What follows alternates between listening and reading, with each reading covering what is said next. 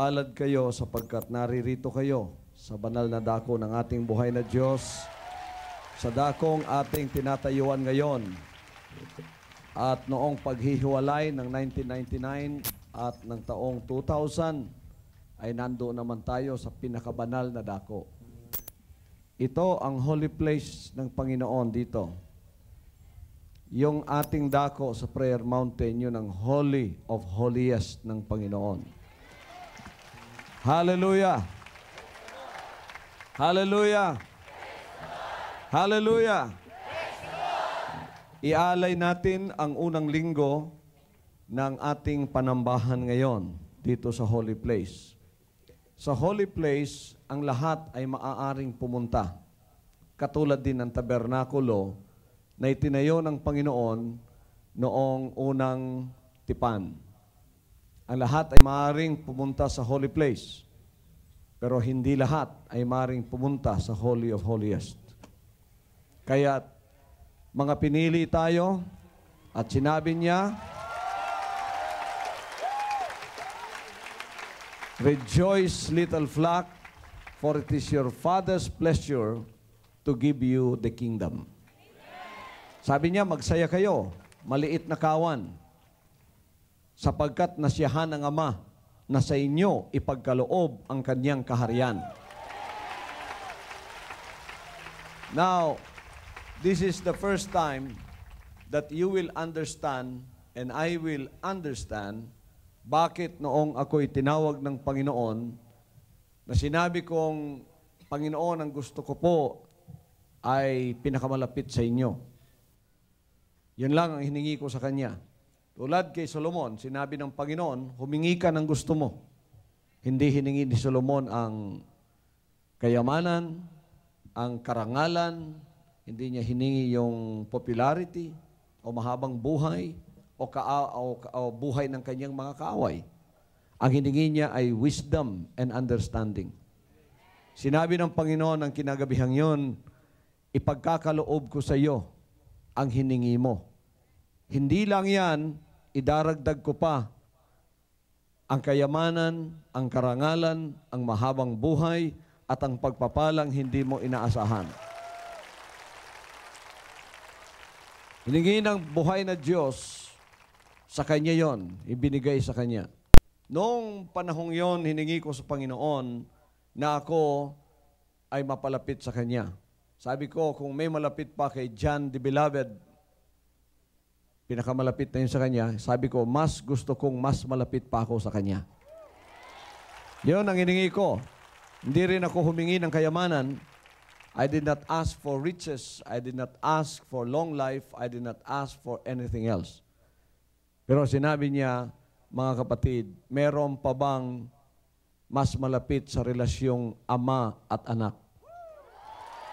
Hallelujah! So, kung may kaibigan ka, ama ka at may kaibigan kang pinakamatalik, hindi siya lalapit pang mas malapit kaysa iyong anak. Mas malapit yung anak. So, nung araw na yon, nagpapasalamat akong ako'y ginawang anak ng ating buhay na Diyos. At sa mga sumusunod na mga kapahayagan niya, sa mga sumunod na mga kapahayagan ng ating buhay na Diyos, pinakita niya sa akin ang 7 naglalakihang ang hitsura ay sasakyang bus. Ang 6 ay magkamukha. Pare-pareho lahat ang hitsura ng 6 na bus na yon. Sinabi niya yung 6 na yan, ipinamigay ko na yan. Meron na akong pinagkalooban yan. Pero yung 7, mga kapatid, hindi kapareho ang hitsura doon sa 6. Pinakamaganda yung 7. Hindi ko ma-explain sa inyo. I cannot explain to you, I cannot even begin to explain to you how beautiful that bus looks like. It's really beautiful. May mga design pa, may mga disenyo pa, may mga napakaganda talaga. At ang kaniyang pagkakagawa. Sinabi niya, yan, ang 7, hindi ko pa pinamigay yan. Yan ang ibibigay ko sa iyo. Pinagkatiwalaan tayo, mga kapatid, ng napakaraming bagay. Sa huling pagtitiwala ng Panginoon, ang pinakamalaking sasakyan ng tao para sa kanyang kaligtasan. Yung mga bus na yon, those are the different kinds of faith na pwedeng sakyan ng tao para sa kanilang kaligtasan. Ngunit, yung pangpito, yun ang huling dapat sakyan ng tao para sa kanyang kaligtasan. At ang ikapitong yon, mga kapatid, na pinakamaganda sa lahat, ay walang iba kundi ang kaharian ng ating buhay na Diyos.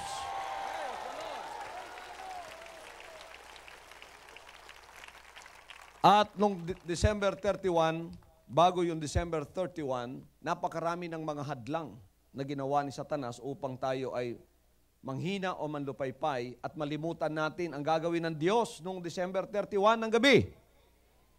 Merong yung aksidente sa Atascadero, merong yung bomba ng lahat ng mga hadlang ng masama dito sa Davao para hindi tayo makapagpatuloy doon sa Tamayong. At yung isang ministro na itiniming ang kanyang pagpanaw sa oras ng ating panambahan o sa panahon ng ating malaking proclamation nung gabi. Pero hindi po inaasahan ni Satanas na hindi ganon tayo kahina. Hindi ganon kahina ang kapangyarihan ni Jesus Christ. Alam niyo kung anong gustong hadlangan ni Satanas? Ang gusto niyang hadlangan, yung proclamation at revelation na sasabihin ko sa inyo noong gabing yon. Ngayon, hindi lang pinagkatiwala ng inyong pastor ng sasakyang masasakyan ng tao, pinagkatiwala pa sa akin kung sino ang dapat sumakay. Hallelujah! Huwag po ninyong kalilimutan nyo, ang pinakamaganda ang ibinigay ng Panginoon sa atin na nagmamahal sa Kanya. Nagmamahal sa Kanyang buhay. Pinakamaganda po ang binigay sa atin. Biro ninyo ipagkakatiwala sa isang tao kahit na ang aklat ng kanyang buhay. Sinabing ang nakasulat dyan, anak, nakasulat na yan, pero marami pang hindi nakasulat dyan at isulat mo ang gusto mo. Hallelujah. Sa panahong ito, mga kapatid, sa atin ipinagkatiwala yan.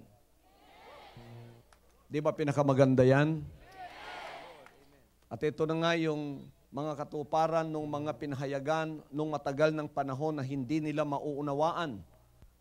Merong isang kapatid dito, pinahayagan, napakalaki ng paaralan, maraming kwarto. Ang lahat ng estudyante labas-masok sa mga kwartong yon. Pero hindi ka gagraduate kung hindi ka pupunta doon sa pinakatapusang kwarto. Kailangan dumaan ka doon bago ka matatakan at ikaw ay makagraduate. Kung di ka dadaan doon, talagang hindi ka makakagraduate. So itong kapatid na ito, nakisalamuha sa napakaraming tao at siya ay pumunta rin doon sa katapusang kwartong yon at nakipaglinya rin siya ron. Alam ba ninyo kung sinong nakita niyan taga-tatak doon? Ang inyong pastor. Hallelujah. Aprobado muna. At ang daang ito ay pinagkatiwala ng Panginoon sapagkat alam niyang hindi babaguhin ng inyong pastor ang daan na kanya nang ipinahayag.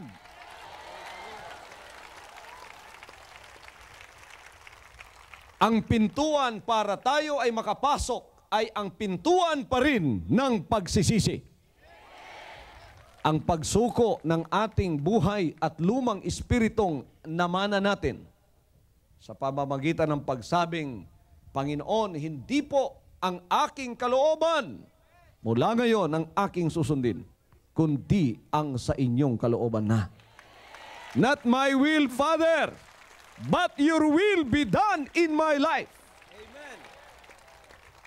Kaya kayong mga anak ng Diyos dito, nung ako'y gumising sa aking pangitaing yon, na nakita ko na pumasok ang isang makalangit na ahente ng Diyos na hindi dumaan sa aking pintuan, at yon ang sinabi sa akin nang ako ay mahimasmasan sa aking pangitaing yon. Tinanong ko sa aking mga pinakamalapit na mga worker na aid, tipunin nga ninyo ang lahat ng pangalan ng mga anak ng Diyos at ipakita sa akin ang lahat ng kanilang pangalan, ipadala ninyo rito. Hallelujah! Kaya't sinabi ko, ng araw na yon at matagal ng panahon, sinabi ko sa inyo mga kapatid, na mapalad ang nagmamahal sa paglilingkod ng buhay ni Jesus Christ. Hallelujah! At nung gabing yon, hindi alam ng buong sanlibutan na yon ay proclamation na maghahari na si Jesus Christ dito sa lupa. Hallelujah! Nakaluklok na sa trono ang kanyang buhay. Siya, ang ating Ama, ay maghahari sa pamamagitan ng kanyang anak. Meron nang naituro sa opisina ng anak dito sa lupa na siyang mamamahala sa kanyang kaharian dito sa lupa. At ang lahat ng magmamahal at papasok sa pamamagitan ng pintuan ng pagsisisi sa kahariang yan, silang lahat ay isusulat sa aklat ng buhay. Hallelujah! Ilan ba ang pinagkatiwalaan ngayong huling araw na ito? Kaya yung mga umuna na sinabi nilang sila'y pinagkatiwalaan, sabi ng ating Panginoon, ang umuna sa akin dito ay mga magnanakaw. Hindi pintuan ang kanilang dinaanan, kundi mga bintana. At nagsipaggawa sila ng kanilang sariling mga daanan, lagusan at pintuan upang makapasok at inagaw ang kapangyarihan ng Diyos. Hindi nila nahintay ang buhay ni Jesus Christ na siya ring tagapagligtas. Tingnan ninyo ang unang anak ng Diyos na pumunta rito pagkatapos ipinako sa krus. Nakabayubay siya doon sa krus na yon. Yon ay katawan ng Ama para sa kaligtasan ng lahat ng tao. Pinagkatiwalaan hanggang sa kamatayan sa krus, kaya't siya ay binangong muli sa mga patay pagkatapos dinala doon sa kalangitan at nakaluklok sa trono ng Ama. At siya ngayon ang ating Ama.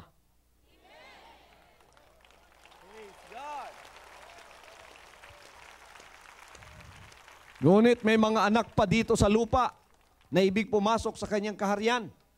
Kaya't kailangang mayroon ding ituturo sa opisina ng anak na kanyang iniwan. Pagka sinasabing anak, may katawan yon. Pagka ama, yun ang espiritong titira sa katawang yon. Pero hindi magkahiwalay ang buhay. Ang buhay ay iisa lamang. Hallelujah! Kaya mauunawaan na ninyo ang mga salita ng Diyos ngayon. Meron akong babasahin sa inyo at mauunawaan na ninyo ngayon na noon ay hindi ninyo nauunawaan. Gusto ba ninyo basahin ko sa inyo? Wala akong Tagalog Bible dito. Kung makapahiram sa inyo, babasahin natin mamaya sa Tagalog. Sinabi dito, why do the nations rage and the people plot a vain thing? The kings of the earth set themselves, and the rulers take counsel together against the Lord and against His anointed, saying, let us break their bonds in pieces and cast away their cords from us. He who sits in the heavens shall laugh. The Lord shall hold them in derision. Then he shall speak to them in his wrath, and distress them in his deep displeasure. Yet I have set my king on my holy hill of Zion.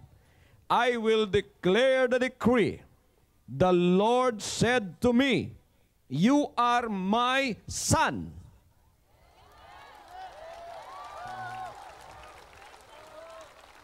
You are my son. Today I have begotten thee.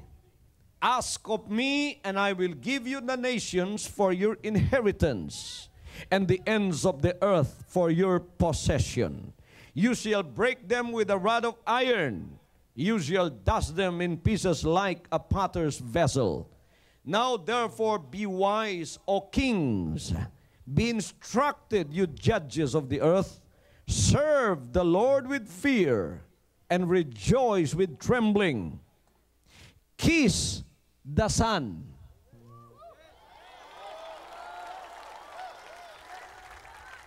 Kiss the Son, lest he be angry and you perish in the way. When his wrath is kindled but a little, blessed are all those who put their trust in him.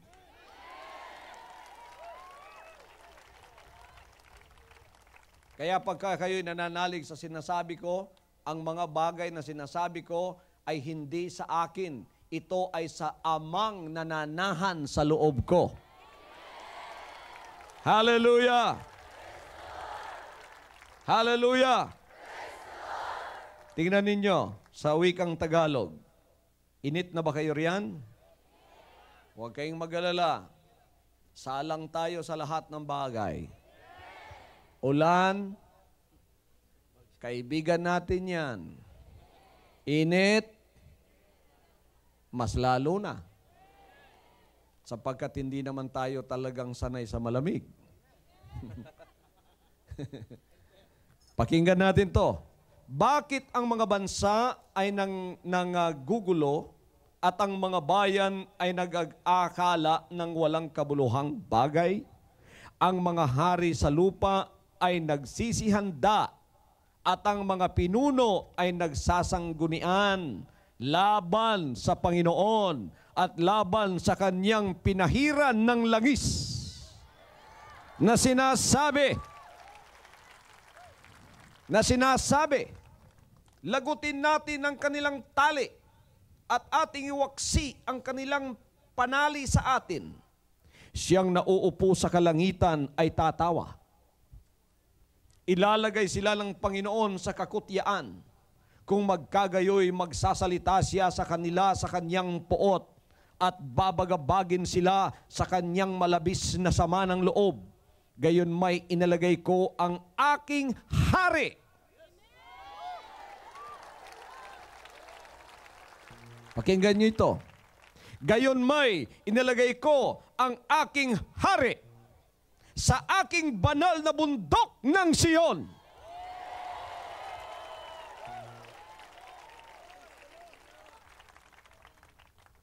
Ang Brunei nag-produce ng hari. Ang Saudi Arabia nag-produce ng hari. Ang Great Britain nag-produce ng hari. Ang Pilipinas ay nag-elect ng hari. Ang Amerika ay nag-elect din na magiging hari na tinatawag pinakamakapangyarihang tao sa buong sanlibutan. Ang Panginoon lang ang walang hari pa. Hanggang sa December 31. Hallelujah! Di ba siya talagang hari ng mga hari?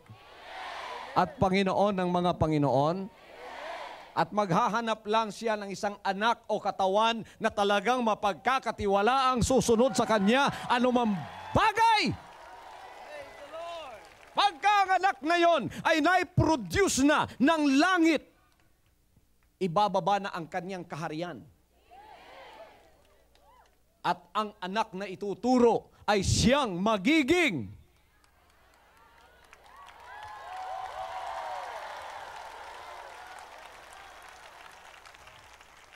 hari o presidente ng kanyang bayan.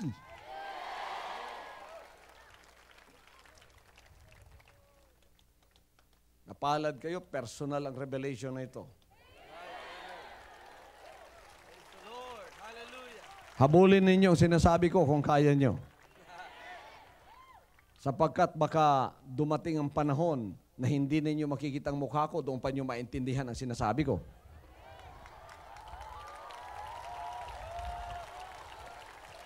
Habang ako'y naritong kasama nyo, unawain ninyong mabuti ang mga kapahayagan ng aking Ama para sa inyo.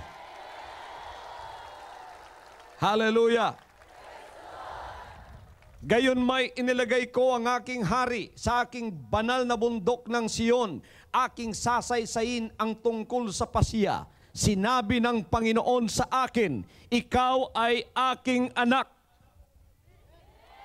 Sa araw na ito ay ipinanganak kita.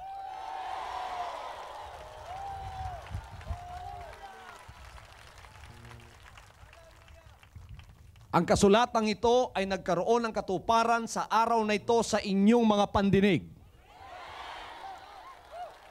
Today, the scriptures is fulfilled in your ears.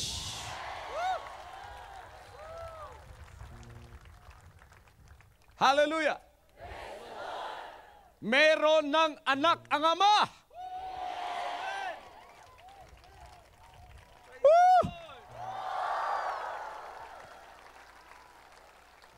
Sinabi niya sa kanyang anak, humingi ka sa akin at ibibigay ko sa iyo ang mga bansa na iyong pinakamana. Kaya ilagay na natin ang bandila ng lahat ng bansang mamanahin natin dito. Bansang Hapon, bansang China, bansang Africa, sa susunod nating millennium service, the Lord's willing, kalooban ng Amang sa langit. Lahat ng bansa ay represented na dito. Praise the Lord! Meron tayong mga kapatid na mga anak ng Diyos na tatawagin mula sa Espanya, mula sa Africa, mula sa Amerika, mula sa iba't ibang panig ng sanlibutan.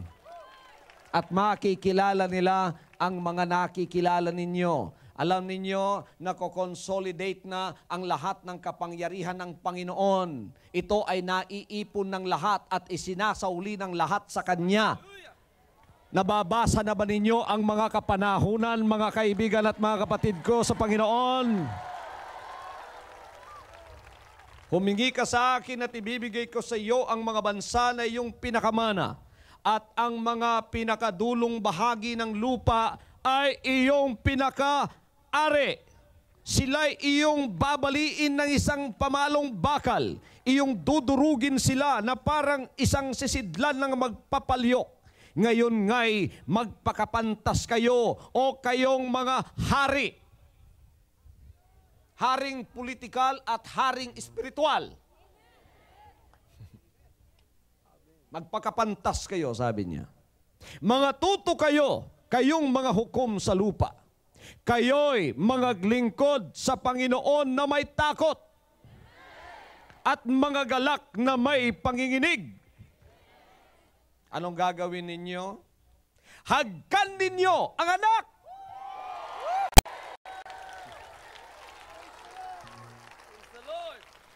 Baka magalit siya at kayo'y mga pahamak sa daan.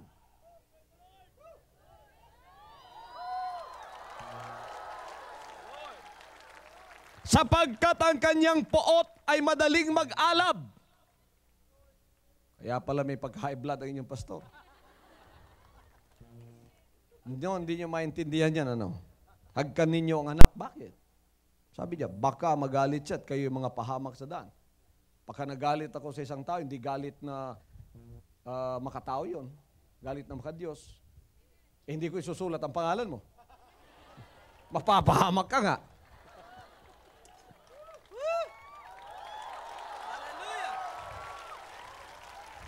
Praise the Lord. Kaya gayon na lang pala, napapansin ko, Di ba sinabi ko sa inyo noon, gayon na lang pala ang pasensyang ibinigay ng Diyos sa akin. Nung ako'y pinadala niya, sabi ko yung pasensya ko noon ganito lang. Sabi ko ngayon, ilang milya na. Na ang tao pabalik-balik na lang sa kanyang kasalanan, pero pagka siya ay nagsisisi, bakit ako'y nababagbag ang loob ko at sinasabi kong, sige, pagpalain ka ng Panginoon, umulit ka, maglingkod ka, magsamba ka. Yung pala sinasabi ng Panginoon, 70 times 7! Hanggang may nakikita ang Panginoon sa iyo na dapat kang patawarin, patatawarin ka. Basta't hindi ka lang past feelings na yung unang espiritu ng Panginoon sa iyo nawala na at talagang ikaw ay makamundo na at wala ng pag-asa ang Panginoon sa iyo, doon ka pa lang talagang bibitiwan. Napansin ko yon sa aking espiritu at pamumuhay. Kaya pala, sapagkat mahal ng Diyos ang tao. Gusto niyang siya ay hindi mapahamak, kundi siya ay maligtas. Kayong nanganganlong at nagmamahal sa Kanya, sinabi niya, mapapalad ang nanganganlong sa Kanya.